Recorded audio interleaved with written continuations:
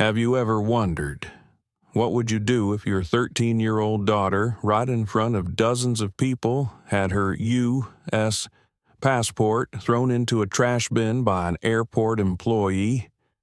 In the middle of Hudson International Airport, a place that's supposed to represent the height of modernity and civility in America, little Amara Collins just stood there, frozen, no tears, no words of defense, just a phone recording everything, and a calm, almost chilling look in her eyes. No one in that crowd had any idea that the girl being humiliated was the daughter of Cassandra Collins, CEO of Collins Enterprises, and the woman who holds 35% of the shares of SkyWave Air, the very airline where this incident was happening. This wasn't just an act of racism, it was a test of dignity, intelligence, and true power. So tell me, if it were you, would you explode in anger or stay silent and let justice speak for itself? Because today, you're about to see how a 13-year-old girl turned humiliation into a verdict, one that brought an entire airline to its knees in just a few hours. If this story touches you, hit that like button, share, and subscribe, because this is the beginning of our journey to uncover the power of silent justice. Do you believe that a single action just a few seconds long can bring down an entire empire? That morning, Hudson International Airport was just like any other day, crowds moving nonstop.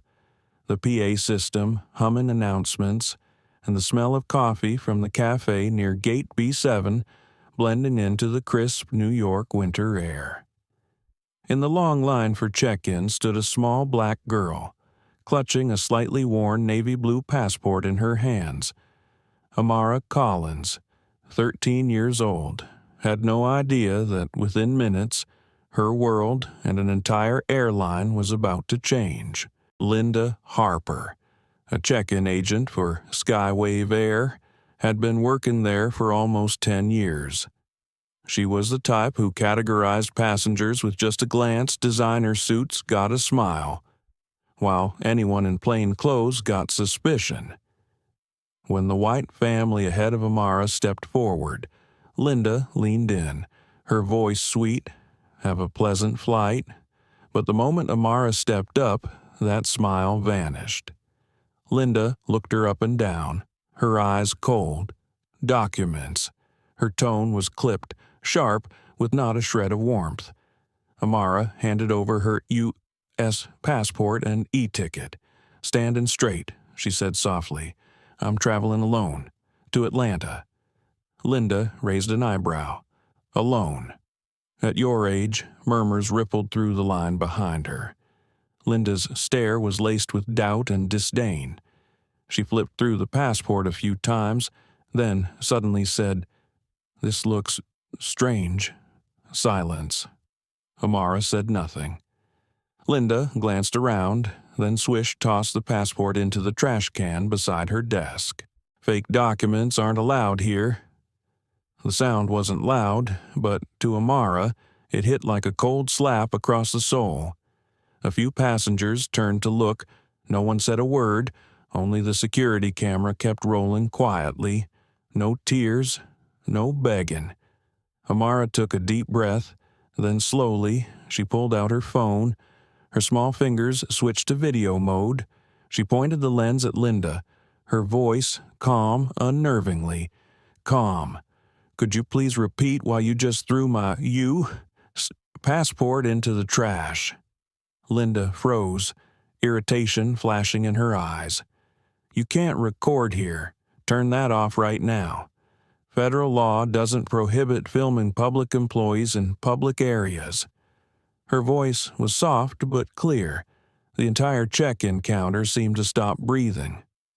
A middle-aged woman behind Amara quietly pulled her suitcase back. A man nearby glanced between the girl and the agent. Their silence said it all. Don't get involved. And that silence was the spark that lit the coming storm. Amara bent down, picked the passport from the trash, and wiped the dust off the corner with a tissue. Her movements were delicate, almost reverent, as if she were restoring her own dignity. "You have no right to question my identity because of my skin color." The words weren't loud, but they echoed through the cold airport air. Linda scoffed, voice sharp. "Kid, don't act like you know the law better than adults. I'm just doing my job." Amara met her gaze. "So am I. And what job is that supposed to be? To record the truth." That line made Linda's face flush red.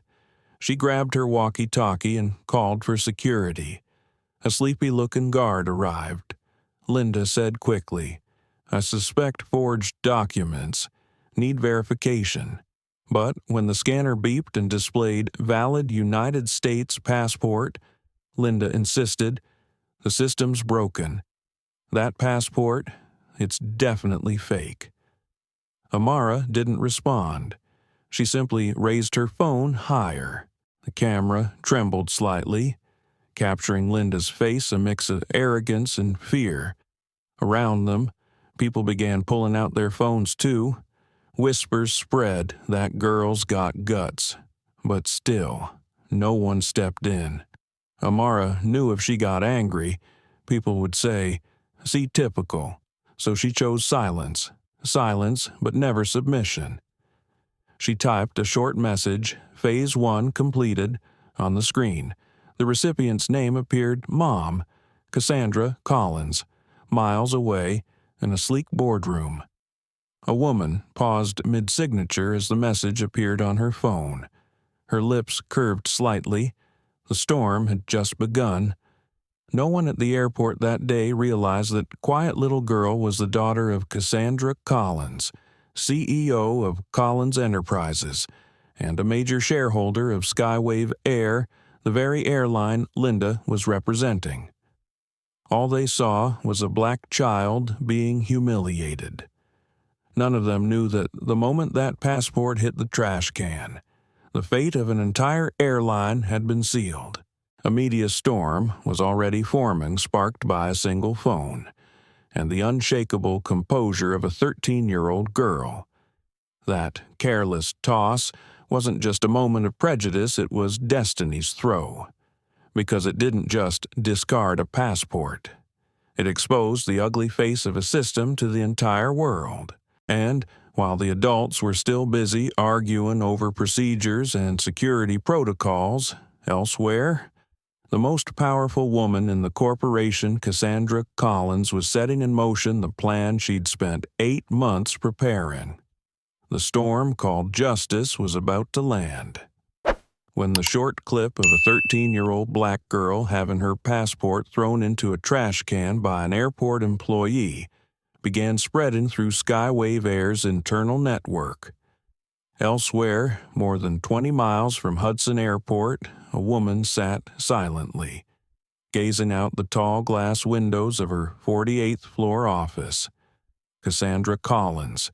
In New York's business world, everyone knew that name.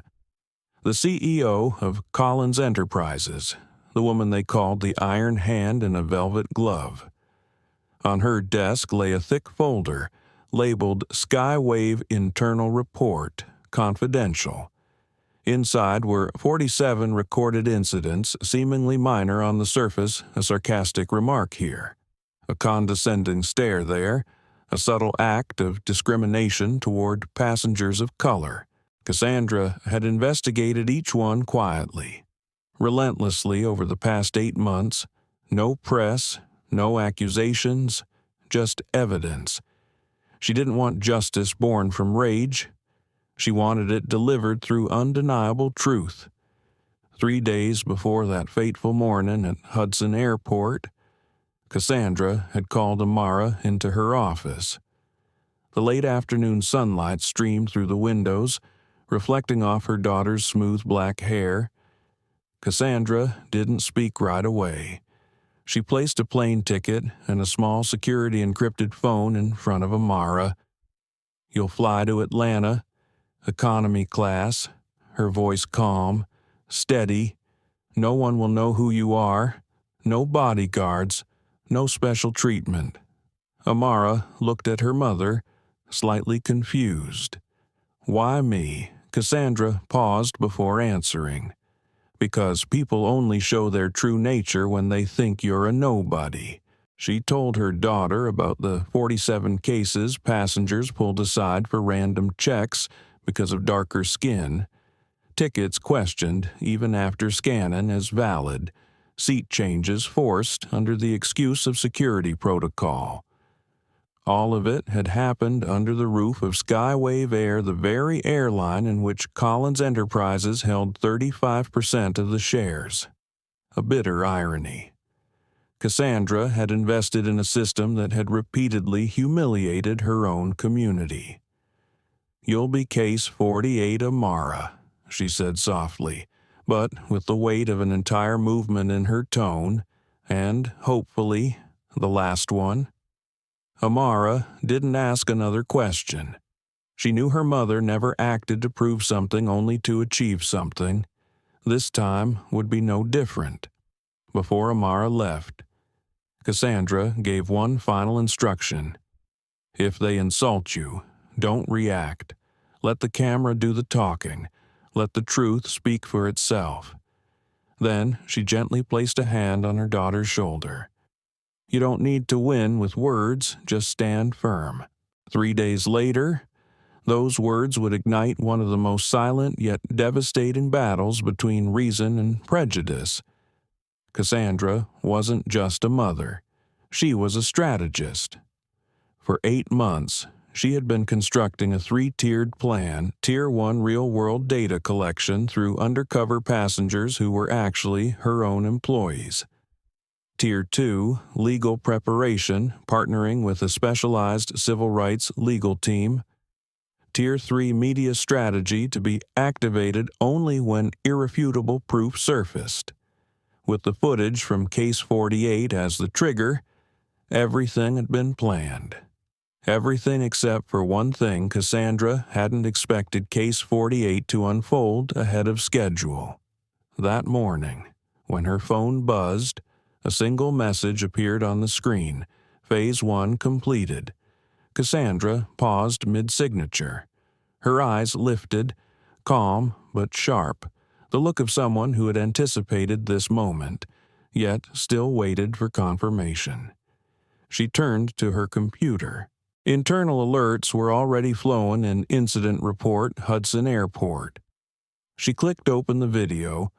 On screen, Amara stood at the check-in counter, calm, unshaken, speaking each word clearly. Federal law does not prohibit recording public officials in public areas. Cassandra exhaled slowly, not out of fear, but out of certainty, because in that moment, she knew the wheel of justice had begun to turn. In the conference room, her assistants looked at her, puzzled. None of them knew what was happening. Cassandra rose to her feet. Cancel all morning meetings. But ma'am, the investors. Cancel.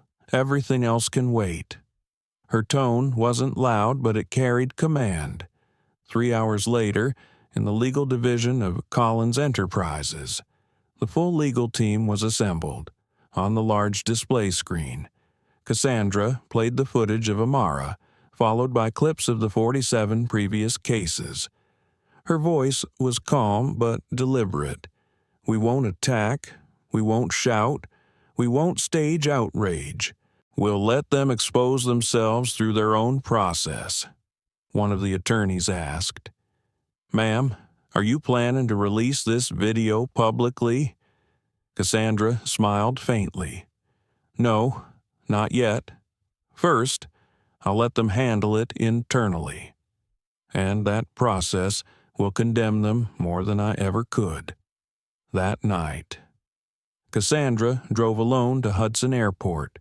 Parking in the executive shareholder lot, through her windshield, she could see Gate B7 where Amara had stood, the SkyWave Air logo gleaming in the reflection of the streetlights. Like a cruel joke, she whispered to herself, almost tenderly. People only respect the law when the law has a face. And by morning, that face would be Amara's. As internal reports began leaking and emergency calls flooded SkyWave's headquarters, Linda Harper still had no idea that her careless action had just awakened a justice machine that had been quietly building for 8 long months. And, back at the airport, Amara Case 48 stood in the crowd, calm as ever. The power game had officially begun. Sometimes a storm doesn't arrive with thunder. It starts with a single look. That morning, sunlight streamed through the glass panels of Hudson International Airport, reflecting off the polished tile floors. Gate B7 buzzed with travelers, rolling suitcases filling the air with the steady rhythm of wheels against stone. Everything seemed ordinary until Amara Collins, a 13-year-old girl in a gray hoodie and simple jeans, stepped into the check-in line. No one knew who she was. And that was exactly her mother's intention. Cassandra Collins had planned it that way. The operation had to begin in perfect normalcy. Only Amara knew that the phone in her hoodie pocket was quietly recording. Ahead of her stood a cheerful white family of 4. Their laughter mingled with the airport hum as their suitcases rolled onto the belt. The woman at the counter smiled warmly, handing their passports back. "Have a wonderful flight," Linda Harper said, her voice soft as silk. But when Amara stepped forward, that smile vanished as if it had never existed. Linda's eyes shifted from polite to probing, from curious to suspicious. "Passport." Her tone was curt, metallic. Amara handed over her dark blue, silver-edged passport embossed with the American seal. She spoke softly, polite and calm. "I'm flying to Atlanta." Linda stared at her for a long moment. If you looked closely, you'd notice something behind that stare, not just doubt, but a mix of entitlement and bias, the kind that still lingers quietly in modern society, even when no one dares to name it. "Traveling alone?" Linda asked sharply. "Yes, ma'am. Where are your parents?"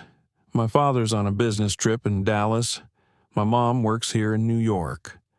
Linda's lips curved into a faint, mocking smile. "Oh, what does your mother do?" "She's a lawyer." A brief pause. Linda raised an eyebrow, smirking. "A lawyer, huh?" Whereat Amara answered softly, "Collins Enterprises." The name passed through Linda's ears without recognition. She gave a short, dismissive laugh. "Sounds made up. Never heard of it." A man standing nearby glanced at the girl with faint pity. Amara kept her posture straight, her voice steady. "I have all the required documents. The FAA allows minors over 12 to fly alone." Linda didn't reply. Her fingers tapped harshly against the keyboard. Click, click, click, then stopped. She picked up the passport, turning it in her hands as though inspecting a fake. "This photo, that's supposed to be you." "Yes, ma'am." "Doesn't really look like you." It sounded simple, maybe even casual, but to Amara, those words cut deep. It was the same blade many people of color have felt all their lives, the subtle disbelief that they could ever truly belong. Linda slammed the passport down on the counter. Then she did something that would cost an entire airline dearly. She picked it up and tossed it straight into the trash can beside her desk. Fake documents aren't allowed here. The soft swish echoed quiet, but in that vast space, it rang like a split of wood. Amara stood motionless. No tears, no words, just one deep breath. At that exact moment, the hidden camera inside her pocket phone began to record. The lens tilted upward, catching Linda's eyes, the eyes of someone too used to power, too confident that she was right. A passenger behind Amara whispered, "She's just a kid." Linda snapped back, "Security doesn't care about age. Fake documents are a federal offense." Amara spoke softly. "Do you have any evidence that my documents are fake?" Linda hesitated. She hadn't expected the girl to question her. "I'm not required to answer that." "I understand, but I have the right to ask." The words were quiet, but they landed like a gavel. The words of someone who understood the rules better than the gatekeeper herself. Tension spread like ink in water. People around them stepped back, avoiding the scene. The air grew heavy. Amara bent down, retrieved the passport from the trash, brushed the dust off gently, and placed it back on the counter. "You can check again. U.S. passport, issued by the Department of State, valid until 2027. Linda stared, lips pressed tight. Anger was winning over reason. "Kid, I told you step out of the line. I'm calling security. I won't step out. I have the right to board with a valid ticket." Her response was firm, simple, not defiant, not frightened, just the clear voice of someone who knew she was right. From across the hall, a security officer began walking toward them, radio crackling. Linda spoke quickly. "I'm questioning her identity. Possibly forged papers." Amara glanced at her watch, tapped her phone twice, and sent a short text, Phase 2, confirmed. Then she looked back at Linda, steady and calm. "Do you ever think that the way we treat others says more about us than any document ever could?" Linda said nothing, only silence and eyes that refused to meet hers. Conflict doesn't always need violence. Sometimes it only needs one person who refuses to bow. And that morning, at Gate B7, the small power of a single airport employee had just collided with the unshakable will of a 13-year-old girl, a girl carrying the legacy of intellect and justice in her blood. As the security officer arrived, what seemed like a routine check quietly unfolded into a silent clash between prejudice and truth. No one there knew that within minutes, that small counter at Gate B7 would turn into a stage where a child would teach adults what it truly means to stay calm in the face of injustice. They say true power is measured by how you treat those who can't fight back. And that morning, at Gate B7, the power named Linda Harper was putting itself on full display. After tossing the passport, Linda didn't stop there. She began the so-called verification process, a polished phrase that, in reality, meant interrogation. Standing in front of a 13-year-old girl, Linda crossed her arms.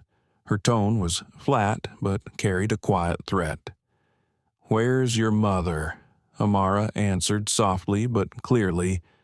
"My mom's working in Manhattan. Traveling alone." Yes, ma'am. I'm old enough to fly according to regulations." "What does your mother do?" "She's a lawyer." Linda let out a laugh. Not a friendly one, the kind laced with disbelief and thinly veiled contempt. "A lawyer? Really?" The last word sliced through the air sharp and precise. A few passengers glanced over, their faces showing discomfort, but no one spoke up. In airports, people are used to watching power wear a uniform. Amara looked at the woman calmly, her eyes unwavering. She knew that if she lost her temper, if even one tear fell, Linda would have more ammunition to claim she was causing a scene. So instead of reacting, Amara took a deep breath, her voice steady, low, but firm. The Federal Aviation Administration, the FAA, allows minors aged 12 and up to fly alone. I'm 13. Linda hesitated for a second. She hadn't expected this child to know the law, let alone recite it as though it came from experience. not a textbook. But instead of backing off, Linda doubled down. "Let me ask you again, little girl, who bought your ticket?" "My mom." "With what, her card?" "Can you prove that Amara met her gaze head-on? That payment information isn't within your access rights." The answer made Linda's face flush red.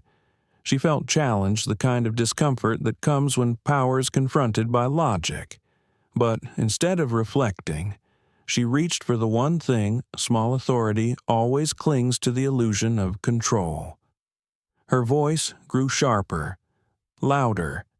"I have every right to question you kids traveling alone these days. Who knows what's real or fake anymore?" Amara stayed quiet, gripping the straps of her backpack.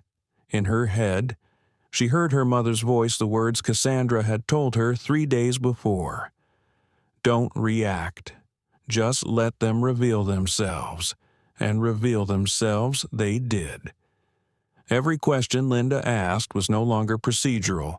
It was prejudice wrapped in policy. No slurs, no shouting, but the pain was just as real. "Do you even have real parents?" Linda said, half joking, half serious. The crowd murmured. A middle-aged white man spoke up quietly. "Harper, is that really necessary?" Linda turned to him, forcing a polite smile. "We're just following protocol, sir. Following protocol." 2 words that sound fair but often hide bias behind a badge. Amara didn't cry. She simply looked at the woman, the way one might look at a mechanism, something broken, not evil. She remembered her mother's words. "Don't hate them. Amara, they're not bad people. They just believe they have the right to judge because no one's ever judged them back." So she stayed still. "You can check anything you need to," Amara said quietly. Linda narrowed her eyes. "Your tone doesn't sound like a child's. I'm only speaking the truth." That made Linda's composure crack. She turned toward the approaching security guard. "Paul, I think we've got forged documents here. Call for a supervisor." Amara watched, head tilted slightly, saying nothing. She simply lifted her phone and kept recording. The lens caught it all. The woman digging her own grave with every word that sounded official. What no one noticed was that, by now, over 10 phones around Gate B7 had started recording. 2. People didn't speak up, but their eyes said what their mouths couldn't. That little girl doesn't deserve this. Silent sympathy wasn't enough to stop it, but it would soon become witness fuel for a media storm waiting to erupt. Linda looked at the girl again. There was something unsettling in Amara's calmness, something that made her feel small. A child who doesn't cry, doesn't beg, doesn't fear is a mirror that forces adults to confront their own ugliness. But Linda wasn't brave enough to stop. Instead, she raised her voice, trying to reclaim control. "Young lady, step aside. We're inspecting all your documents and luggage." Amara nodded, her voice steady. "Of course. But could you please explain which section of the aviation code this procedure falls under?" The question hit like a mirror reflecting her own ignorance. Linda went silent. Because Linda Harper, the SkyWave Air check-in agent, had no idea that the girl standing before her wasn't just another passenger. She was the daughter of the airline's largest shareholder and the centerpiece of an 8-month investigation the company had tried to bury. At that moment, this wasn't a clash between a child and an employee. It had become a battle between knowledge and prejudice, between intellect and blind authority. And with nothing but calm precision, Amara had led Linda one step deeper into the trap of justice, the one she'd set for herself. When Paul Ramirez, the security officer, arrived and began his routine check. Everyone thought it would end there. But what happened next froze the entire B-7 terminal as the truth began slipping through the cracks, and every just following protocol turned into evidence of systemic prejudice caught in real time. They say not every wound bleeds. Some wounds live quietly carved into the stares of a crowd where silence becomes complicity. When Paul Ramirez, a Hudson Airport security officer, arrived at Gate B7, it looked like the situation would soon be over. He was a familiar face in the terminal calm, by the book, never one to cause trouble. But that morning, he had no idea he was about to become a witness to a moral lesson an entire system would be forced to remember. "What's going on here?" Linda Paul asked, his tone neutral. Linda folded her arms and pointed at the girl in front of her. "I suspect this kid's using a fake passport. Says it's U.S. issued, but something just doesn't add up." Paul looked at Amara, a thin girl, hair tied neatly, standing still with calm eyes. "Can I see your passport?" Miss Amara handed it over without hesitation. Paul scanned it with his electronic device. The screen flashed valid, United States passport, issued by U.S. Department of State. He turned to Linda. "It's legit."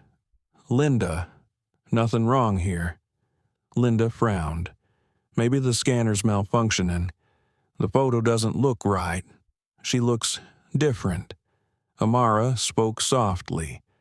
"Different, because I'm standing on the other side of the counter."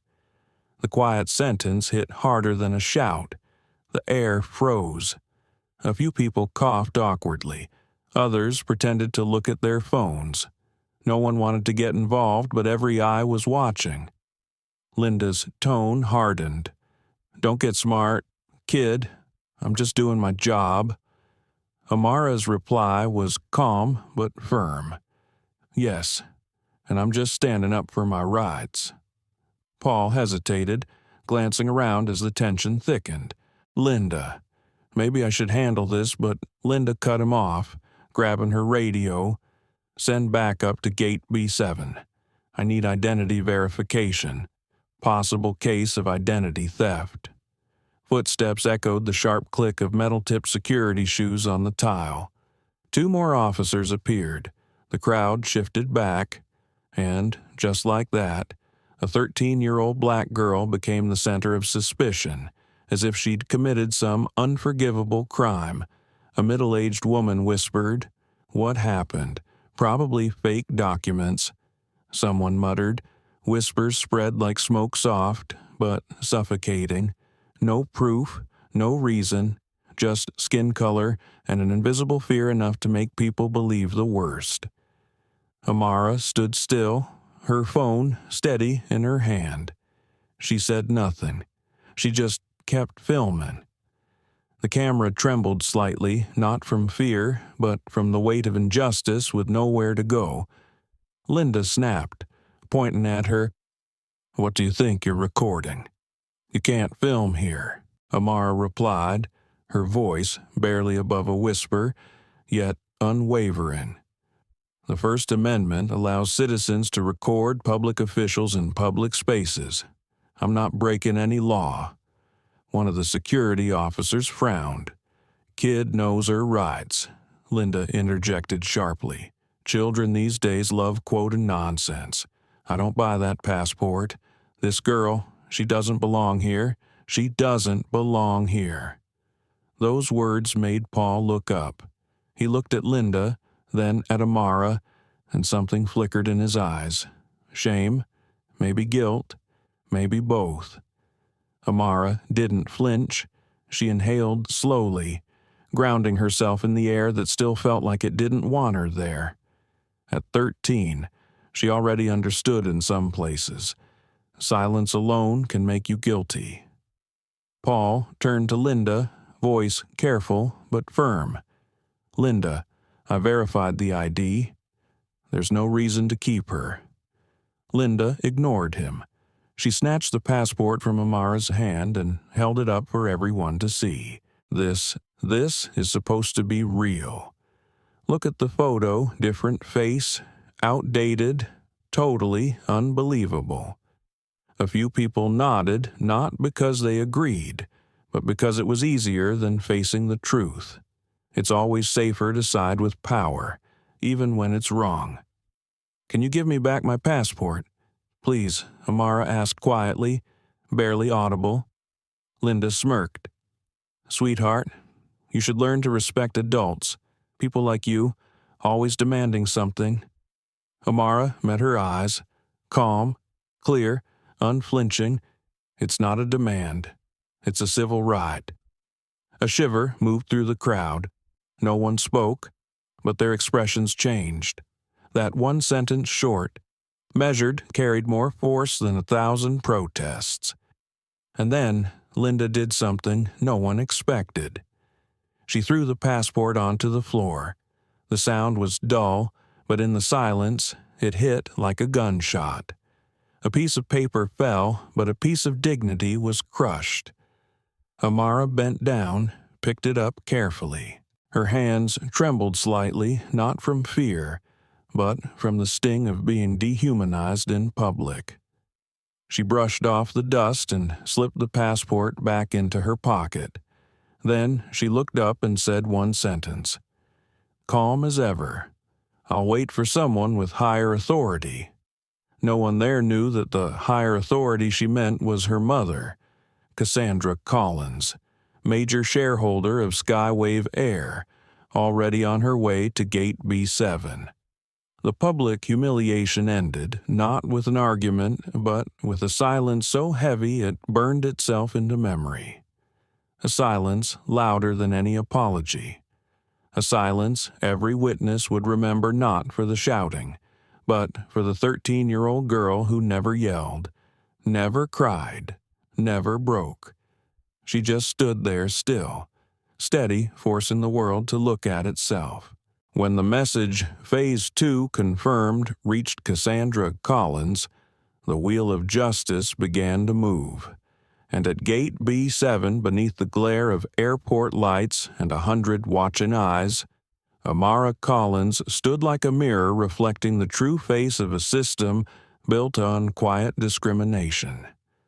The storm was coming, and this time it would sweep away even those who thought they were untouchable. Truth isn't always welcomed. Sometimes it knocks gently with reason only to be turned away by prejudice. That morning, Gate B7 at Hudson International Airport was tighter, heavier than ever. Passengers stepped back, forming a silent circle. At the center stood Amara Collins, 13 years old, small, but unshakable. Beside her, Paul Ramirez, the security officer, held the passport scanner in his hand. A soft beep broke the silence.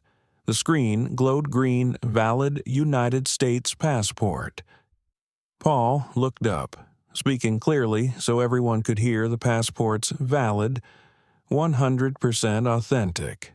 That should have been the end, the closure of a misunderstanding. But instead of ending it, Linda Harper chose to deny what was right in front of her. "This scanner's wrong," she said quickly, her voice trembling just a bit beneath forced authority. "Maybe the system glitched. Look at the photo. It's completely different." Paul frowned. The system's directly linked to the State Department database. It almost never fails. Linda snapped back. "Oh, so you trust a machine over your own eyes?" Her tone was dry, brittle fear wrapped in confidence. Amara stayed silent. She looked at the woman across from her the way one might look at someone clinging to a rope of illusion, a rope tightening around her own neck. A middle-aged man from the line finally spoke up. "If the passport's valid, why keep the girl here?" Linda spun around, defensive. "You don't understand. I'm just doing my job. Those 3 words echoed cold, hollow. They were the favorite shield of those 2 afraid and to face being wrong. Amara exhaled softly, not out of fear, but recognition. Her mother had once told her, "Some people won't hate you because you're wrong. They'll hate you because you're right and calm about it." Paul tried again, this time firmer. "Linda, stop. It's settled." But Linda shook her head. "No. Paul, look, the photo's edited. The lighting's off. The face doesn't match. This kid, she can't be American." The murmurs began again, rippling through the terminal like static. Phones came out, recording. A storm was brewing and Linda couldn't see it. All she saw was a child too small to scare her. What she didn't see was that it was the child's calm gaze that was shaking the very ground she stood on. Amara finally spoke, her voice steady, precise, deliberate. "You can include in your report that the scanner confirmed my passport was valid, but that you chose to overrule it. I just want everything documented correctly." The words struck like a quiet slap. Paul looked at her, a flicker of admiration in his eyes. Linda, on the other hand, flushed red. Her fingers clenched her ID badge until her knuckles turned white. The truth was right in front of her. But Linda couldn't see it because to see it meant admitting she was wrong. And, for those addicted to power, admitting wrong is the hardest act of all. "Paul, you think I'm just going to let this go?" She barked. "If this kid boards that flight and something happens, who takes the blame?"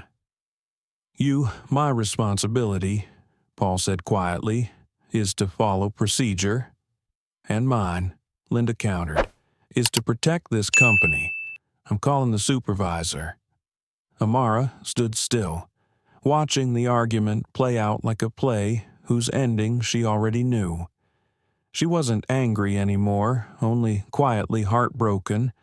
The kind of sadness that comes from being accused not because you did wrong, but because you didn't fit, she whispered, just loud enough for Paul to hear. "I don't want anyone to lose their job. I just want the truth to be seen." Paul nodded. "I know, and I promise I'll say what's right." Linda grabbed her radio again, her voice sharp, tense.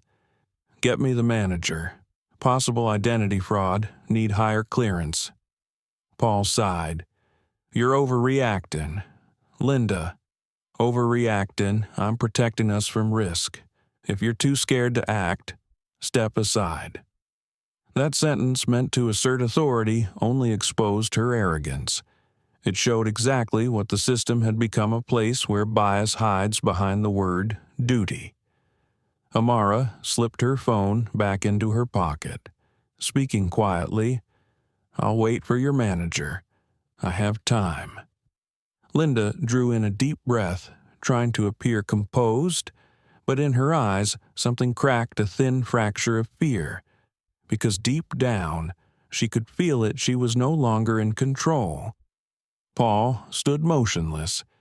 He didn't need to say another word. Before him played out a battle older than any rulebook reason versus prejudice. It wasn't loud. It didn't need to be. It was a woman insisting the machine was wrong, and a 13-year-old girl proving that truth doesn't need to scream. A single beat of silence. Then the airport intercom broke it. "Attention, please. Flight 328 to Atlanta has been delayed." No one knew why. But in that moment, at Gate B7, it wasn't just a flight that was delayed, an entire system had begun to malfunction. While Linda waited for her manager to assert authority, Amara typed a short message to her mother. They refused the truth, and miles away, in her 48th floor office at Collins Enterprises, Cassandra Collins read the message and closed her eyes. She knew the worst thing in the world isn't being wrong. It's seeing the truth and choosing to ignore it. She stood, slipped on her blazer, and walked out the door. The storm of justice was on its way to Hudson. Justice doesn't always die in the dark.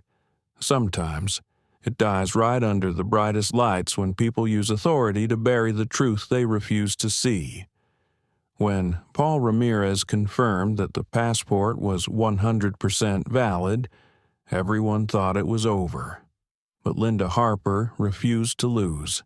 She grabbed her radio, pressed the button hard, and spoke coldly, requesting backup at Gate B7. Possible identity theft. Send 2 more officers. The radio crackled against the background hum of airport announcements. A flight had just been delayed, but no one realized the real delay happening wasn't in the air.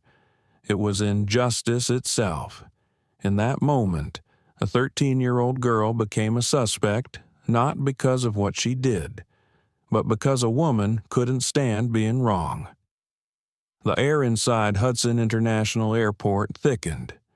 Passengers stepped back, forming a cautious ring around the scene.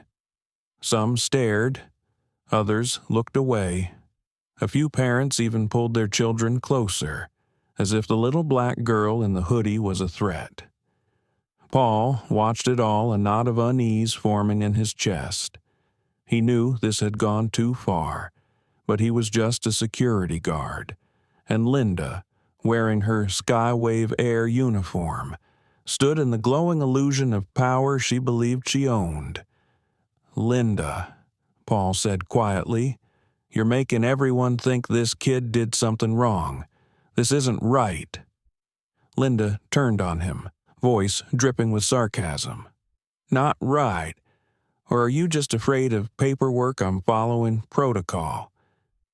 "Paul, if this girl's using stolen ID, who takes the blame? You're inventing problems to protect yourself," Paul replied evenly. "And I'm doing my job to protect this company." Linda snapped, raising her voice. The exchange drew more attention. People stopped walking, sensing the tension. No one spoke, but the invisible wall of bias was already built. Amara stood still in the center of it all. She could feel the stares not of empathy, but of authorized fear. And she remembered her mother's words. "You won't need to scream to make them hear. They'll hear the truth when you stop talking." So she stayed silent, but observant, memorizing every face, every word, etching them into the archives of justice. 2 additional officers arrived. One carried another scanner, the other a notepad. "What's the situation?" one asked. Linda didn't hesitate. "Possible identity theft. Passport's real, but the photo looks altered." Amara lifted her head. "You said looks altered. Do you have proof of that?" Linda's lips tightened. "I don't need to be interrogated by a child." "Then why do you think you have the right to interrogate others without proof?" The words hung in the air heavy, precise. For a few seconds, the entire gate went silent. Paul turned slightly, hiding a faint, weary smile, not out of amusement, but admiration. A woman in her 50s whispered to her husband, "This is shameful. That girl hasn't done a thing." Her husband squeezed her hand gently, muttering, "Don't get involved. It's not worth it." And that's how silence became complicity. No shouting, no outrage, just quiet eyes watching like always when injustice happens to someone who doesn't look like them. Linda kept going, voice brisk and loud. Check her luggage. There might be more evidence. Amara watched them unzip her suitcase, her sneakers, a few books, a pencil case, everything laid bare on the counter, a child's belongings exposed under the scrutiny of prejudice. One officer hesitated. "Linda, are you sure about this?" "Check it," Linda snapped. I'm not making the mistake of being too lenient, but the mistake had already been made the moment she chose suspicion over truth. Paul couldn't take it anymore. "Linda, stop! They're recording you." Linda spun around, defiant. "Let them record, I don't care. Everyone will see I just did my job." Amara looked up at her, calm as ever. "Sometimes," she said softly, "doing your job doesn't mean doing the right thing." The words landed like a mirror. For the briefest moment, Linda froze, her mouth opened, but no sound came out. Then she brushed it off, hiding behind authority once more. "I don't need philosophy from a kid." Outside, the airport intercom broke through the tension again. "Attention, passengers.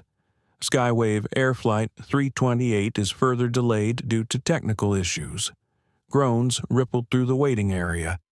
Some people left, others started recording. A media storm was beginning to form, and Linda still didn't see it. She still thought her power made her untouchable. Amara quietly gathered her things. She turned to Paul, her voice a whisper. "Don't worry, it's all being recorded." Paul nodded, looking down. In that moment, he realized she didn't need anyone to defend her. She only needed the truth to be preserved. From the crowd, someone murmured, "She looks like that girl I saw on TV once." But Linda didn't hear it. She was too busy dialing her supervisor a call she would one day wish she'd never made. While Linda built her wall of false authority, brick by brick, elsewhere, Cassandra Collins' mother, CEO, and 35% shareholder of SkyWave Air was already stepping into her car. Her phone lit up with one final message from her daughter. "They are calling for backup." I stayed calm. Cassandra didn't smile. She just whispered, almost to herself, "Good job, Amara. Now, it's my turn." The car pulled away from Collins Enterprises, heading straight for Hudson Airport, and the silent storm of justice began to move. Silence doesn't mean weakness. Sometimes, silence is the way people prepare to show the whole world what's right, without ever having to raise their voice. As Linda Harper kept calling for more backup, the air around Gate B7 thickened heavy and electric, like the sky before a storm. Every eye in the terminal turned toward one small figure, Amara Collins, 13 years old, standing with her backpack clutched tightly in her hands.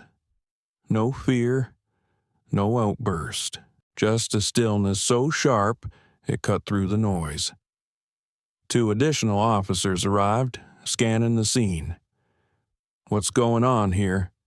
one asked. Linda answered before anyone else could. "Possible identity theft. We need to document and detain her for questioning." Paul Ramirez, the security officer who had already verified the passport, stepped forward. "There's no reason to detain her," he said calmly. "I scanned the passport myself. It's valid." Linda's voice snapped like a whip. "Don't you see? She's recording filming staff during duty hours is illegal." Heads turned, and for the first time, everyone saw Amara holding up her phone, the camera pointed directly at Linda. Her voice was soft but clear, each word deliberate. "The First Amendment allows citizens to record public officials in public spaces. I'm exercising my lawful right." The sentence fell like a blade through the air. Linda froze, her face flushed, not from shame, but from the sting of challenged authority. "You don't have the right to record me," she barked. Amara didn't blink. "I'm not recording you. I'm recording the situation so no one misunderstands what happened." "Don't try to act smarter than the adults," Linda snapped, her voice trembling with anger. "I'm not smarter," Amara said evenly. "I just know the law a little better." A ripple of laughter moved through the crowd, not mocking, but quietly approving. The sound of people waking up. Paul tried to de-escalate. "Linda, she's right. Recording in public isn't against the law." Linda turned on him. "So you're taking her side now, no?" Paul replied, "I just don't want you turning this into a circus." Linda looked around and saw several passengers lifting their phones. Recording too. Panic flickered behind her eyes. Not fear of being filmed, but fear of losing control of the story. "Stop recording right now." "That's an order." Amara didn't lower her phone. "You don't have the authority to give orders to a citizen when no law's been broken." Her voice was steady, mature beyond her years. That calmness enraged Linda even more. She stepped forward, hand outstretched. "Give me the phone," Paul intervened. "You can't confiscate personal property without a warrant or probable cause." Linda shoved his hand aside. "Stay out of this." "Paul, I'll take responsibility." But everyone knew the responsibility she spoke of was just a shield for her pride. Amara took a step back, raised the phone higher, and spoke clearly into the camera. "Today, at Gate B7 of Hudson Airport, a 13-year-old citizen is being detained despite valid identification. SkyWave Air staff are refusing to recognize a confirmed security verification." The terminal went silent. For the first time, the crowd really looked at her not as a suspect, but as a symbol. A child invoking her rights while adults around her tried to suppress them. Linda's hand trembled as she tried to sound composed. "She's lying. I'm just doing my job." Amara's gaze softened, her tone almost a whisper. "Sometimes people hurt others while convincing themselves they're doing the right thing." A few heads lowered. Paul stood motionless, realizing the power in her restraint. She wasn't resisting, she was teaching. One of the other officers leaned toward Linda and murmured, "You should stop. They're all recording now." "Good," Linda snapped. "At least they'll see I don't tolerate fraud." But in the dozens of phones capturing the moment, it was clear who was twisting the truth. Not the girl, but the woman desperately clinging to her illusion of control. Amara looked at her, eyes calm, not hateful, only quietly pitying. "You can call whoever you want," she said softly, "but every minute you stall, more people are watching and they'll know what really happened." Linda's hands clenched. Her face flushed crimson. She felt cornered not by force, but by grace. Paul tilted his head and whispered, "Kid, you might want to upload a backup to the cloud." Amara nodded. "I already did, but thank you." He smiled faintly. She didn't just know the law, she understood how truth survives. Linda finally exploded, pointing at Amara. "I'll make sure you're banned from SkyWave Air for life." Amara replied so softly it made the silence ring. "Thank you. But after today, it might be SkyWave that's banned from flying." The room froze, breathing stopped, and in that instant, several people began to realize this was no longer just an argument. Something far bigger was unfolding. As Linda's trembling hands dialed her supervisor, Robert Dean, her angry words slipped into the microphones of dozens of recording phones. On the other end of the line, Robert's voice dropped low. "Did you just say SkyWave Air is detaining the daughter of who?" And right then, the wheel of justice began to turn. They say power blinds, but that morning at Hudson Airport, one girl armed with a phone and the courage of truth lit up a system drowning in its own darkness. That morning at Hudson International Airport, there were no gunshots, no shouting, no chaos. And yet, the air was thick so heavy, it felt like the entire terminal was holding its breath. If someone had to describe it in 2 words, it would have been simple, suffocating silence. Linda Harper stood stiff behind the counter, face flushed, sweat beading at her collar. She was trying desperately to regain control, but that fragile power she'd been clutching was slipping through her fingers. Across from her, Amara Collins, a 13-year-old black girl, met her eyes calm, unflinching, terrifyingly composed, no defiance, no submission, just silence, deliberate, calculated silence. After a few tense seconds, Amara took out her phone. The screen lit up beneath her small fingers as she typed 3 short words: Phase 2 confirmed. Full escalation. Message sent. No one around her knew what it meant, but minutes later, SkyWave Air's internal security system began flagging unusual activity at Gate B7, 48 floors above the city, inside Collins Enterprises headquarters. Cassandra Collins set her coffee cup down and glanced at her phone. Then, quietly, to her assistant, she said, "Get the car ready, back at Hudson." Amara slid the phone into her pocket, looked up, and spoke in that same even tone, polite, but unwavering. "I'd like to speak to your supervisor." Linda raised an eyebrow, her smirk returning like a cracked mask. "My supervisor. Why, she'll tell you the exact same thing I did." Amara's reply was soft and surgical, because when enough people are listening, the truth has nowhere left to hide. That one sentence made Paul Ramirez, the security officer, glance at her again. In 12 years working this terminal, he'd seen every kind of passenger angry, scared, unreasonable, but he'd never seen anyone, much less a child, push back against power with such quiet precision. Amara didn't need to raise her voice.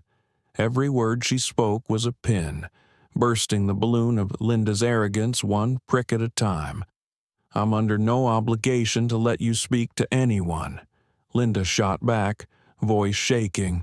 "You are obligated," Amara replied evenly, "to follow protocol when a citizen requests a higher authority." "Where did you even learn to say things like that?" "From the law books. My mother taught me. A simple, casual answer, but one that planted a tiny seed of doubt inside Linda's mind.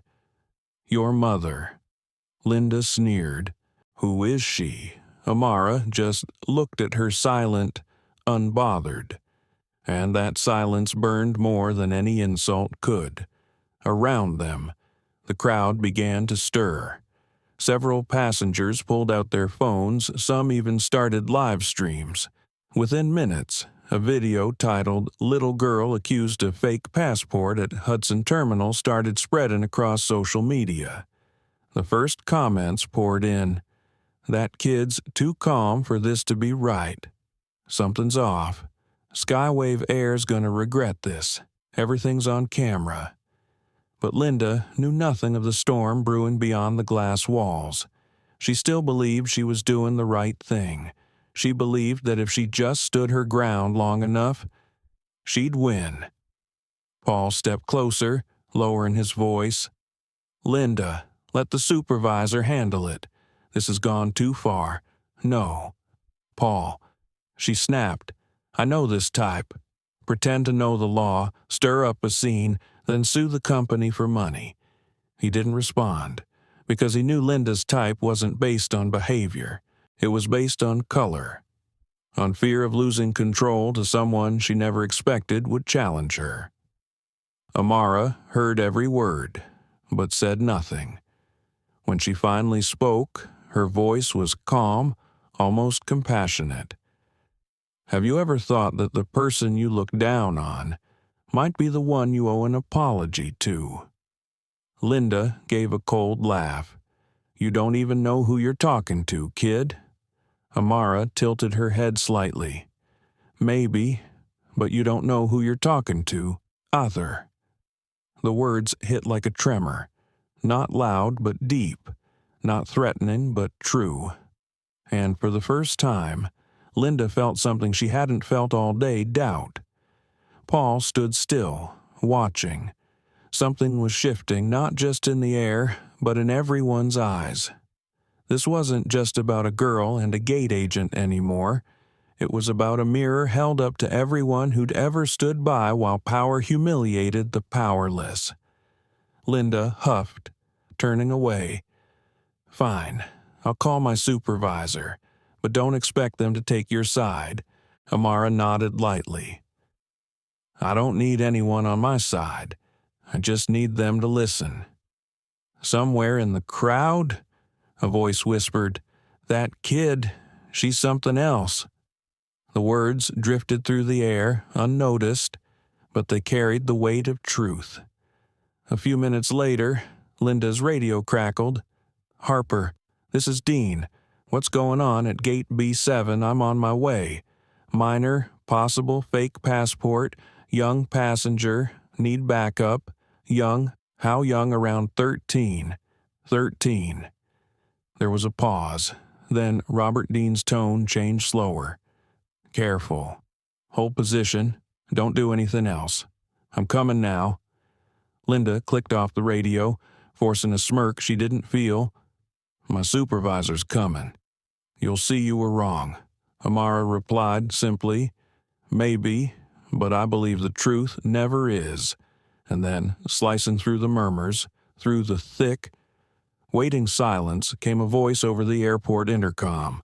"Attention, please. CEO Cassandra Collins of Collins Enterprises is arriving at Gate B7. The announcement hit like thunder. Linda froze.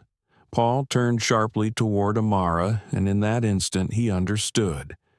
The girl standing before them wasn't just a random passenger. She was Case 48, the final act in a plan 8 months in the making. A plan designed not for revenge, but to force an entire system to finally look at itself. At Gate B7, the air was so thick you could almost hear people breathing. When the announcement ended, every head turned toward the terminal hallway, where a man in a gray suit was striding briskly toward the crowd. The nameplate on his chest read Robert Dean, Operations Manager, SkyWave Air. Robert Dean was the kind of man who prided himself on being fair. He liked to say he handled every problem professionally. But that morning, his professionalism was about to be tested not by chaos, not by violence, but by a 13-year-old girl who refused to lose her composure. Linda Harper immediately rushed forward, her voice sharp and eager to reassert authority. "Mr. Dean, thank goodness you're here. I believe we have a case of possible identity theft. The passport looks real, but I don't buy it. This girl, Robert interrupted, turning to look at Amara. For a second, he faltered. She was smaller than he'd imagined, her face calm, eyes clear, steady, in a way that made him uncomfortable. He cleared his throat.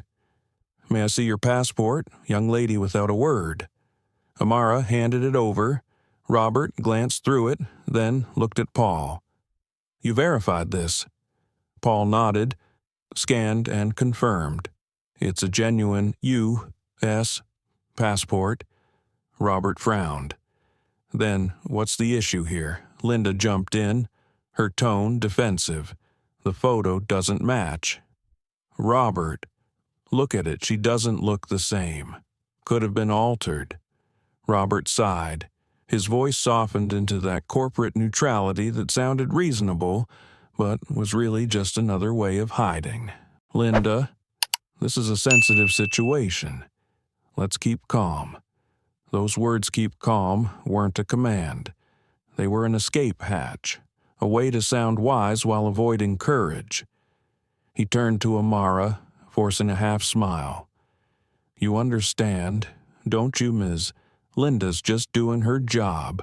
Don't take it personally. We'll have this sorted out soon." Amara looked straight at him. Her voice was soft. but it hit like truth. I'm not angry. I just want to know, since when did doing your job mean you get to humiliate people? Robert froze. That was no child's question. It was a scalpel cutting straight to his conscience. The crowd stirred. A middle-aged man muttered, "She's right. They're covering for each other." A woman beside him raised her phone, its red recording light reflecting off Amara's eyes. Linda turned, snapping, "Stop recording. This is private property." Amara's reply came quick and calm. "This is a public space. They have the right." Robert stepped forward, lowering his tone, trying to regain control. "Look, sweetheart, I understand you're upset, but Ms. Harper's just following security procedure. If you cooperate a bit more, we can let you go soon." Amara tilted her head. "Let me go, we'll clear this up," Robert said, fumbling. "I don't want to be cleared." Amara replied, "I want to be respected." He met her gaze then, and something inside him cracked. No hostility, no tears, just truth staring right through him. And in that instant, Robert Dean realized he was standing on the wrong side. But he said nothing, because the cameras were rolling, and one honest word could cost the company everything. So he did what people in power do best. He chose safety over integrity. "Linda," he said finally, his tone flat, "finish the security evaluation. Once it's done, she can board the next flight." Linda smirked, triumphant. "Yes, sir." Paul turned away. Disappointment etched across his face. He knew Robert understood, but chose to kneel to the system anyway, because in places like this, knowing the truth didn't matter as much as keeping your job. Amara took a slow breath. Her voice was steady, razor sharp. "So, she insults me. He confirms my passport is real, and you still think I should be delayed?" Robert hesitated. "It's just procedure." "Procedure," she said, "or paperwork to make a mistake look official."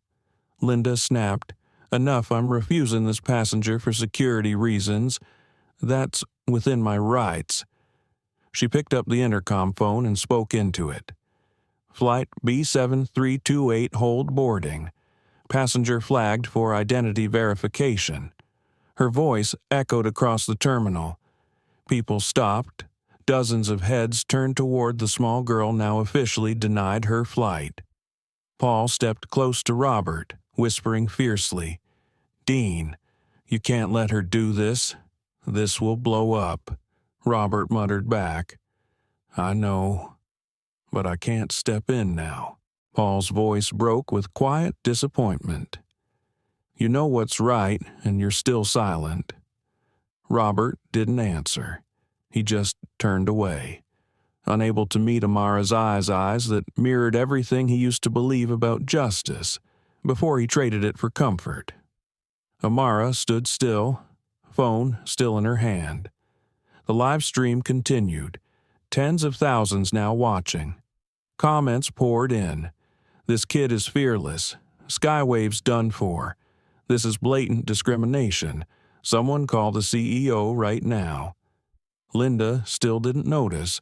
She thought she'd won, but, in truth, she had just crossed the point of no return. Downstairs, a sleek black sedan rolled to a stop at the arrival's gate. The door opened. Cassandra Collins stepped out, her stride brisk, her eyes cold. 3 attorneys followed, folders in hand. On the airport display screen, a line of text appeared, "CEO, Collins Enterprises, arrival confirmed." The storm of justice had reached Hudson, and within minutes, those who had built their thrones on arrogance would learn when power is abused. Justice doesn't need to shout, it only needs to arrive. No one at Gate B7 said a word, no one moved. It was as if someone had pressed pause, freezing time between arrogance and the moment of reckoning. Linda Harper was mid-sentence, her voice sharp and trembling. "I told you already, young lady." But Amara Collins cut her off, not with words, with a look. That look still as glass, calm as a lake, carried something deeper, something that made even the strongest in the room shiver. It wasn't anger, it was certainty. Then she spoke, barely above a whisper, soft enough that only Paul and Robert could hear. "My mother's on her way." Her tone was light, almost casual, but Paul felt a chill crawl up his spine. There was something about the way she said it, absolute, measured, that made it sound less like a statement and more like a promise. And then the speakers crackled to life, not the usual boarding announcement, but a single, commanding voice that echoed through the entire terminal. "Attention, please.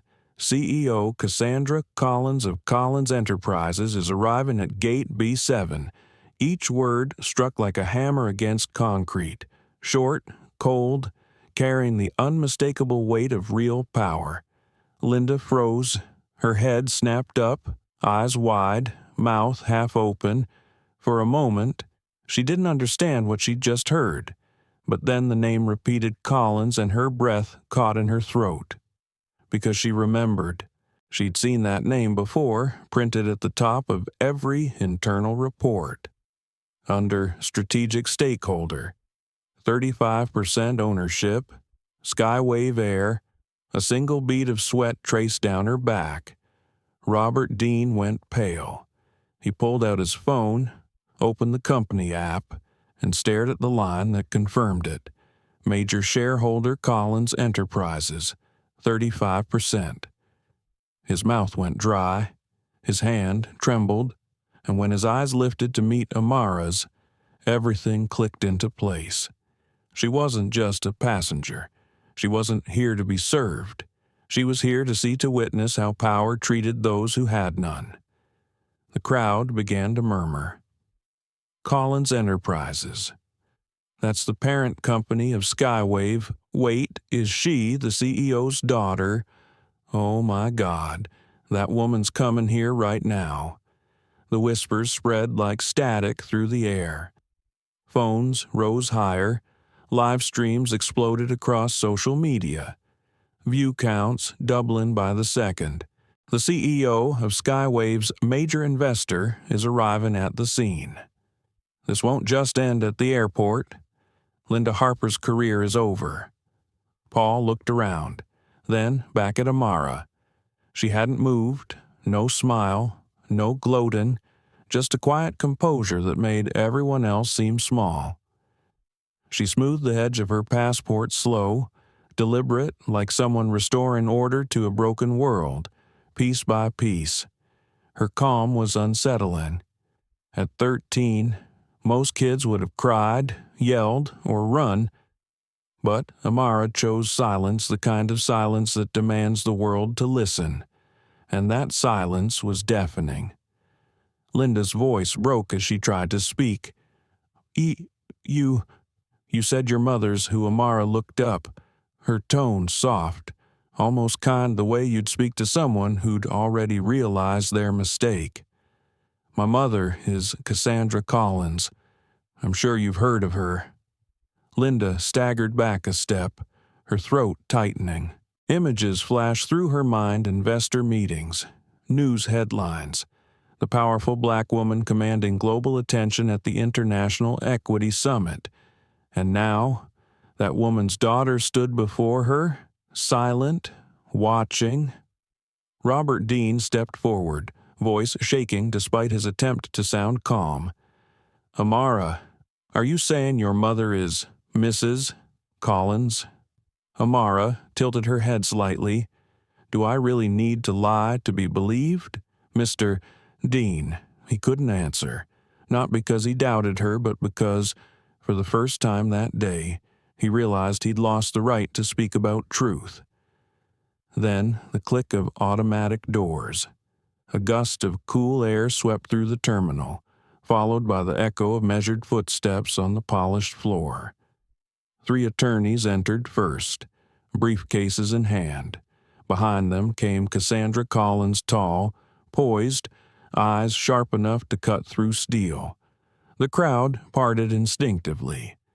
Linda tried to force a smile, but her lips trembled too violently to hold it. Robert stepped forward, voice barely above a whisper. "Mrs. Collins? I didn't know you." Cassandra interrupted, her tone soft, but slicing clean through the air. "That's the problem, isn't it, Mr. Dean? You didn't know. You didn't know who your passengers were. You didn't know what was being done in your name. And you didn't know that every second of it was being recorded." She turned toward her daughter, her voice melting into warmth. "You did well. Amara, everything has been documented." Amara gave a small nod, silent, resolute. A heavy stillness settled over the room. Linda tried to speak, but Cassandra faced her, calm as ever. "Ms. Harper, you threw my daughter's passport into a trash bin, didn't you?" Linda stammered. "No, I didn't mean. No need to explain," Cassandra said quietly. "Everyone saw, and the airport security cameras did too. No yelling, no threats, just truth spoken softly enough to make the guilty crumble." Linda sank into her chair, her face drained of color. Robert Dean looked around, realizing there was no saving this. On his phone, live streams were passing 1 million views and climbing, and at the center of it all stood a 13-year-old girl holding her passport like a badge of dignity, a symbol of justice earned through restraint, not rage. Cassandra turned back one last time, her voice low but lethal. "Harper, you didn't just insult a child, you insulted the future of this company." Then she reached for Amara's hand. "Come on, sweetheart," she said gently. "Let's show them that justice doesn't need to scream." The automatic doors at Gate B7 slid open and silence fell like a curtain. Cassandra Collins walked in, every step deliberate, steady. She wore a navy blue tailored suit that seemed cut from authority itself. No flashy makeup, no introduction, no entourage announcement. She didn't need any of it. Her presence was the introduction. Behind her, 3 attorneys followed, each holding thick black case files. The sharp rhythm of their footsteps echoed off the marble floor, turning the terminal into something colder, tighter, like a courtroom where the verdict had already been written. At the center of it all stood Amara Collins, 13 years old, spine straight, passport in hand, eyes calm. When Cassandra reached her, Amara simply looked up. No tears, no running into her mother's arms. Just a quiet understanding, the kind that lives between people who have already said everything without a word. Cassandra knelt, adjusted her daughter's collar, and whispered, "Just for her, you did well. I'm proud of you." Then she rose, turned to Linda Harper, and spoke, her tone even, her words precise, carrying more weight than any shout ever could. "You threw my daughter's valid passport into a trash can. Explain yourself."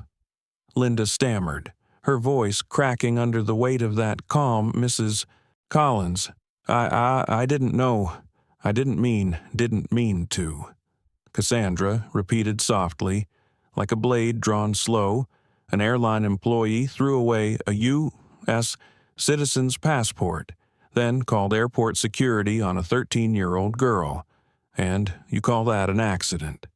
No yelling, no threats. Each word hit the ground like metal on marble, hard, cold, final. The terminal fell utterly still.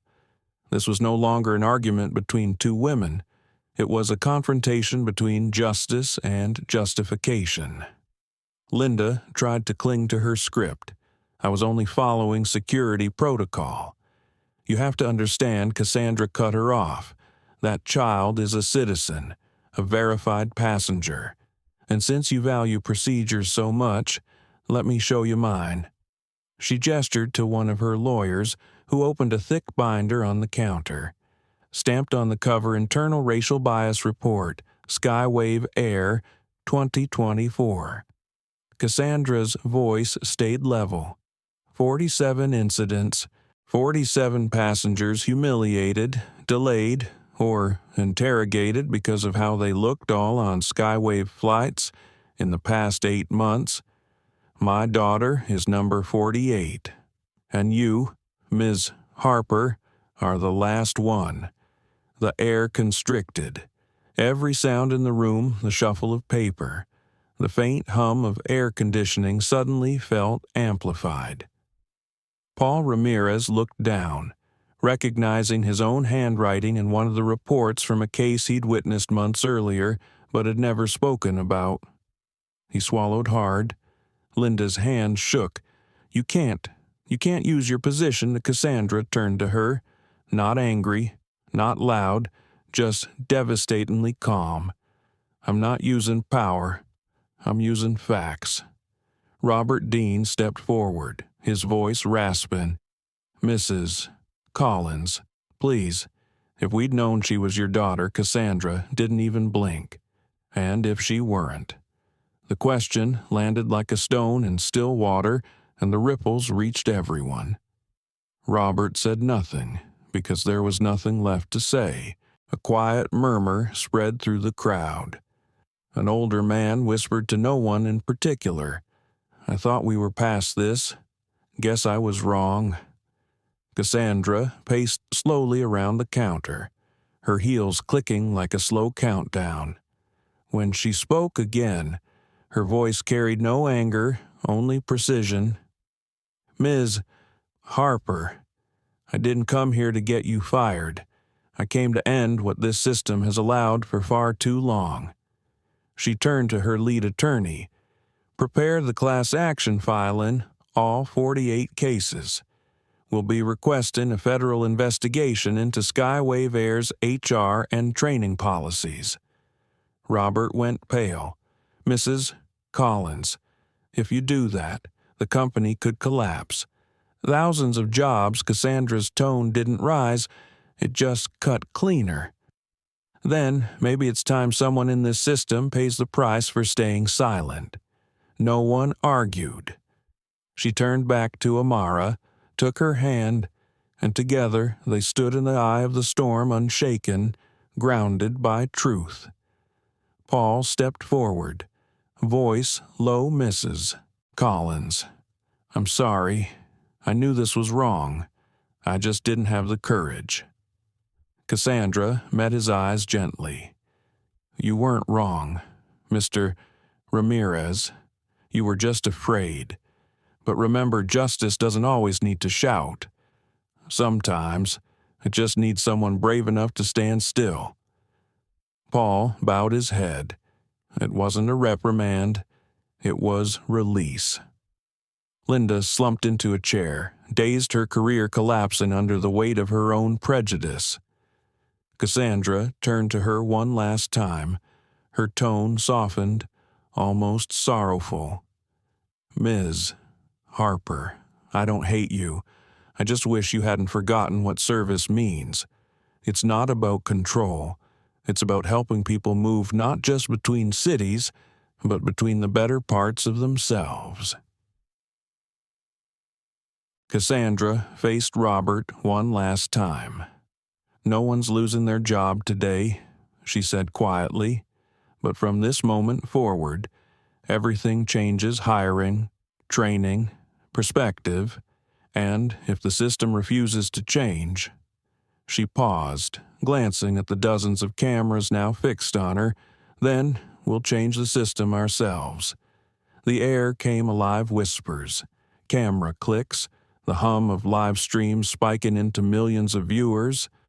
And there, at the center of it all, stood Cassandra and Amara Collins, hand in hand, No slogans, no shouting, no stage, just truth powerful enough to speak for itself. There was no sound of a gavel, no courtroom, only the sterile white light of the airport reflecting off the faces gathered around Gate B7, where justice was being carried out, quietly. Cassandra Collins stood in the middle of it all, calm, as if she were leading a board meeting instead of standing at the center of a media storm that was now streaming live across the world. Behind her, her three attorneys opened their laptops, reviewing documents. On every screen glowed the same stark heading Racial Discrimination Report. Case number 48, Amara Collins. Cassandra turned slightly first toward Robert Dean, then to Linda Harper. Her voice was low and steady, but every word dropped like stone into still water. Ms. Harper, as of this moment, you are suspended from duty, effective immediately. Linda's eyes widened. She stumbled back half a step, shaking her head. No, that's not possible. I was just following protocol. I didn't. One of the attorneys stepped forward, his tone measured, professional, and mercilessly clear. According to Section 6.3 of SkyWave Air's Professional Conduct Policy, any refusal of service based on racial or personal bias constitutes a severe violation. Immediate suspension is authorized without internal review. The words landed hard, cold, final. Robert Dean stood beside them, sweat trailing down his temple. He knew this moment couldn't be salvaged. But he tried anyway, his voice rough and breaking. Collins, I take full responsibility. I should have stepped in sooner. Cassandra looked at him not angry, not pitying, just seeing him, truly seeing him, the way people look at someone who has hidden behind "I didn't know" one too many times. Mr. Dean, she said quietly, justice doesn't demand perfection. It only asks that people act when they see what's wrong. Robert bowed his head. It wasn't just a reprimand. It was the kindest, heaviest judgment he would ever hear. Cassandra turned to the crowd, her voice carrying effortlessly, clear enough that every camera caught it. I, Cassandra Collins, CEO of Collins Enterprises, majority stakeholder of SkyWave Air, hereby announce a class action lawsuit on behalf of 48 victims of racial discrimination perpetuated by this system. We demand full restitution and a complete reform of SkyWave service and personnel policies. A murmur swept through the terminal, not of surprise but awe, because no one had ever seen justice arrive looking this simple and this unshakable. Linda collapsed into a chair, her hands trembling, face drained. Paul Ramirez, the security officer, stepped forward and placed a gentle hand on her shoulder. "Come with us, Linda," he said softly. "It's procedure." She looked up, dazed, searching for an ally, but no one met her eyes. Even those who'd once looked away when Amara was humiliated now looked down in shame. That silence was the verdict. Cassandra motioned to one of her lawyers. He handed Robert a sealed envelope and said quietly, "Official filing notice. A copy's already been sent to the board of directors." Robert took it with trembling hands, knowing his entire career had just been branded by a moment history would remember. Cassandra didn't move toward the exit yet. Instead, she walked up to the counter where Linda had stood earlier. Her fingers traced the cold surface. Her gaze wasn't fixed on anyone in particular. It was directed at something larger, at the system itself. "I didn't come here for revenge," she said softly. "I came to end the silence. Because justice doesn't need noise. It only needs someone brave enough to stand upright." The terminal remained still. No one dared to speak. A few older men lowered their heads. A woman nearby held her young son's hand a little tighter, as if fearing the world might one day treat him the same way. Amara stood quietly beside her mother. She didn't smile. She didn't cry. She simply watched as Linda was escorted away by two security officers. Then, almost in a whisper, she said, "Justice doesn't hurt people. It just makes them face what they've tried to ignore." Cassandra turned toward her daughter, smiling gently, not triumphantly, but with grace. The live stream cameras caught that exact moment. Within 24 hours, the video reached over 15 million views. The comments flooded in a 13-year-old girl just taught the entire airline industry what dignity means. Cassandra Collins, the woman who made justice quiet, but unstoppable. SkyWave Air may fall, but maybe something better will rise from its ashes. Cassandra looked around the terminal one last time, then leaned toward her daughter. "You see, Amara, we don't have to shout to be heard. When truth shines bright enough, it speaks on its own."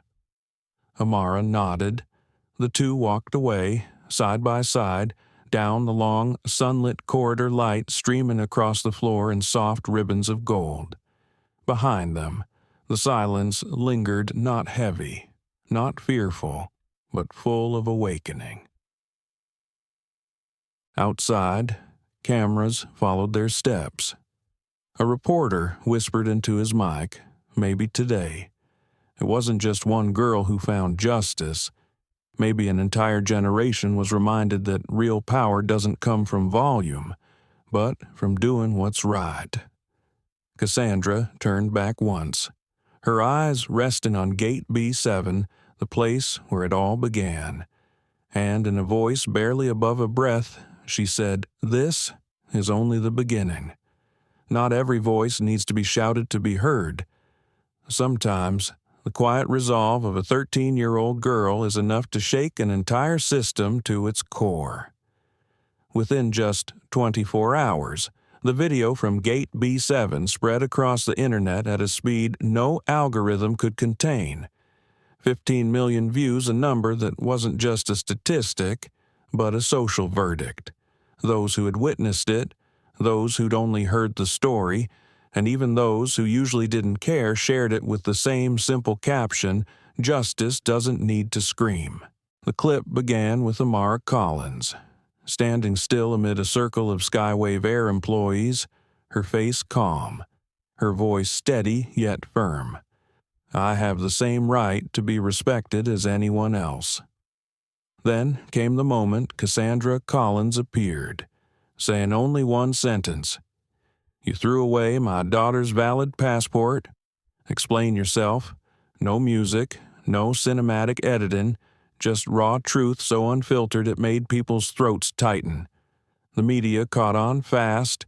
CNN, The Guardian, The New York Times, BBC, every major outlet covered what they called the Hudson Terminal incident. The world began referring to it simply as Case 48, the final case in the collection of 48 racial discrimination incidents documented by Collins Enterprises. A local news anchor summarized it best. A 13-year-old girl forced an entire airline to look in the mirror. Sometimes, justice doesn't come from a courtroom but from the middle of an airport terminal. 48 hours later, the U.S. Department of Transportation officially opened an investigation. The preliminary findings were clear. SkyWave Air had violated federal equality and anti-discrimination laws. The verdict was read during a nationally televised press conference. SkyWave Air is fined $85 million in order to overhaul its passenger screening protocols. Collins Enterprises will oversee the creation of a nationwide training program on diversity and social equity in the aviation industry. A reporter raised his hand. "Collins, would you call this your victory?" Cassandra's answer was calm, measured. No, this isn't my victory. This is reason defeating prejudice. Meanwhile, the class action lawsuit representing the 48 victims went to federal court. The trial lasted 3 months. SkyWave Air was ordered to pay $210 million in damages and to establish the National Aviation Equality Oversight Commission, the first independent agency with authority to audit and suspend any airline found violating civil rights. In another corner of the story, Linda Harper's name became a permanent lesson. Her image appeared in every customer service training module across the country. In SkyWave's own internal video, the footage froze at the exact frame she threw Amara's passport into the trash. Text appeared across the screen. One moment of bias, a lifetime of consequence. Linda was permanently barred from working in aviation. But the punishment that hurt most wasn't professional, it was personal. Every time she opened the internet, her own face stared back at her, a symbol of what happens when empathy dies in the line of duty. Robert Dean resigned days later. In his internal memo, he wrote, "No one forced me out. I simply can't lead a team after realizing I once chose silence over what's right." Paul Ramirez was promoted to regional head of security. Cassandra personally sent him a handwritten note because when everyone else stayed quiet, you chose to tell the truth. And Amara Collins, that 13-year-old girl, became something larger than a headline. Not a child of privilege, not a heroine of power, but a symbol of dignity through intelligence. Schools invited her to speak. Civil rights groups wrote about her, but Amara declined most of them. In her only public interview, she said, "I don't want to be famous because someone else did something wrong. I just want people to know understanding the law isn't about arguing, it's about protecting yourself." That line spread across the nation, a quiet reminder that justice doesn't only live in courtrooms, but in every calm decision to stand tall when it would have been easier to bow. Cassandra never celebrated. She didn't need to. For her, the true victory wasn't in fines or headlines, but in the awareness that now pulsed through millions of minds, a seed planted deep enough to grow into change. A year later, Hudson International Airport reopened its renovated terminal. Above every check-in counter, new signs gleamed under the soft light. Respect every passenger, no exceptions. Every new SkyWave employee watched Case 48 on their first day, not to shame, but to remember, to understand that even a small decision, made in prejudice or in grace, could move an entire system in either direction. One morning, exactly a year after it all began, Amara returned to Hudson Airport with her mother. No suits, no press, no entourage. Just two women, one grown, one growing, walking through the same hall that once humiliated them. Cassandra paused in front of the new sign. The sunlight from the glass roof glinted across the words, "Respect every passenger. No tolerance for discrimination." She smiled faintly, turned to her daughter, and said softly, "See, Amara, when you stay calm, the world has no choice but to change slowly, but surely." The camera lingered on that reflection of light, the light of justice, rising quietly from silence. 1 year later, Hudson International Airport, once the epicenter of a storm called justice, now stood wrapped in an uncanny calm. Everything looked the same: rows of waiting chairs, polished check-in counters, the steady rhythm of flight announcements over the loudspeakers. Everything, except one new detail, a small, gleaming brass plaque mounted in the center of the main hall. Its inscription was simple: no decoration, no slogan, just truth etched into metal. Respect every passenger, no tolerance for discrimination. Most people passed it without slowing down. But for those who knew, it wasn't a sign. It was a scar that had healed the first stitch in a wound society had tried too long to ignore. Through the crowd. Amara Collins walked slowly. She was taller now, her hair longer, her gaze deeper, the innocence of 13 now tempered by the quiet strength of someone who had faced injustice and refused to lose faith. Beside her walked Cassandra Collins, the woman who once made an entire corporation bow its head. Now, just another traveler in a gray coat, holding a cup of coffee. They didn't speak, not once, as they made their way from the entrance to Gate B7. They stopped where it had all begun. No tension, no cameras, no crowd, just soft white light spilling from the high ceiling onto the polished floor. Cassandra placed a hand on her daughter's shoulder and asked gently, "Do you think this place feels different now?" Amara looked around. At the new attendant, a middle-aged man with brown skin helping a white family reprint their boarding passes, smiling patiently.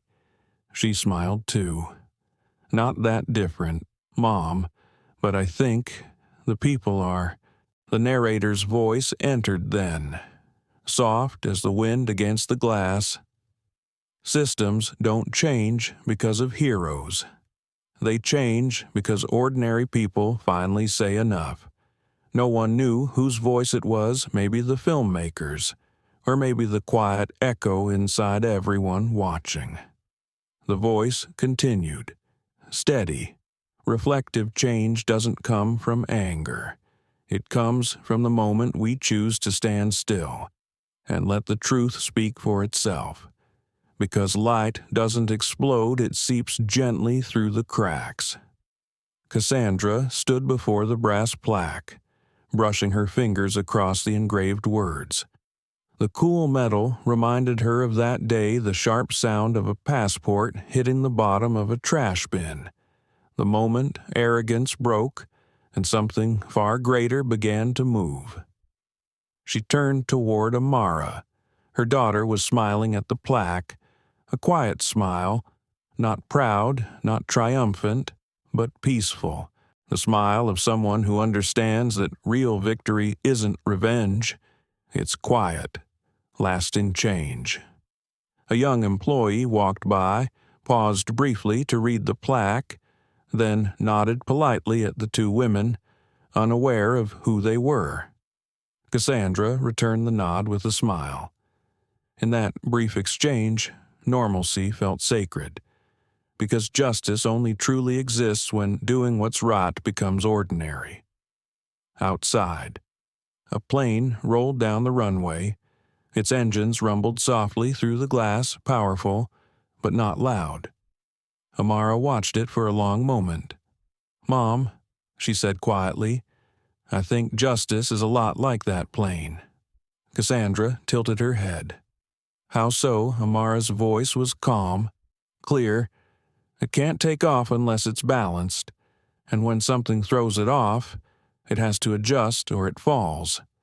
Cassandra looked at her daughter and nodded. Such a simple thought, yet within it. The whole truth. Justice isn't a destination. It's the constant act of keeping balance between reason and emotion, between the individual and the system. The camera began to pull back. Its final frame lingered on the brass plaque in the center of the terminal.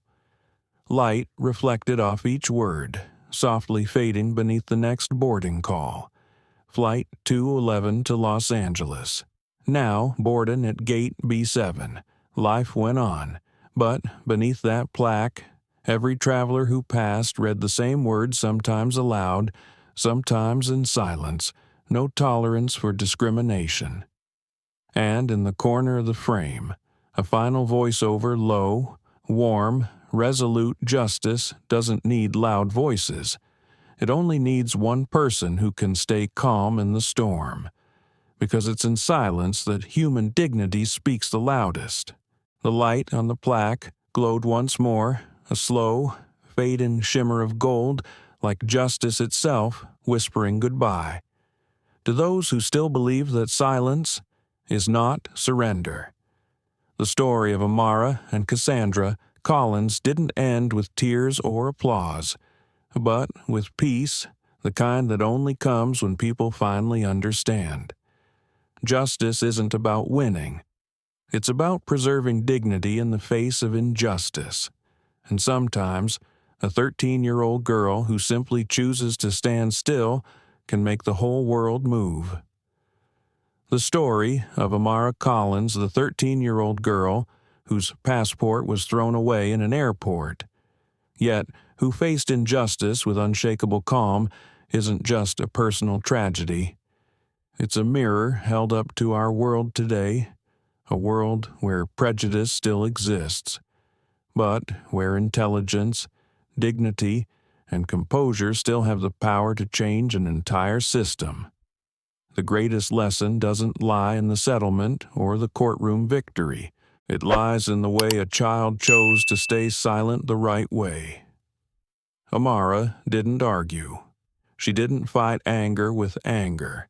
She let the truth speak for itself, and that's why the world had no choice but to listen. In life, we can't avoid insult or injustice. But sometimes, justice isn't about control over others, it's about control over ourselves.